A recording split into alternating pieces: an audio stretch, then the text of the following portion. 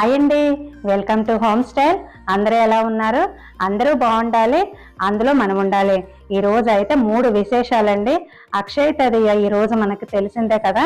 మే 10వ తారీఖు అక్షయ తదియ కోసం మనం ఏదో ప్లాన్ చేసుకుంటూ ఉంటాము.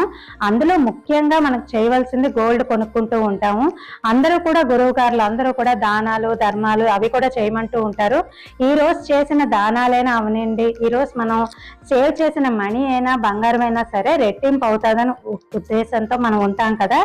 అలాగే ఈ రోజు అన్ని కూడాను మనకు అక్షయం అవుతుంది, చేసే మంచి పనులన్నీ కూడాను అక్షయం అవుతుందని మనం నమ్ముకుంటూ ఉంటాము.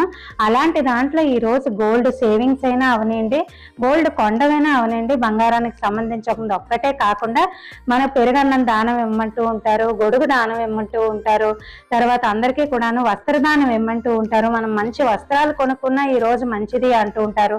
ఎవరికైనా ఈ విధంగా దానం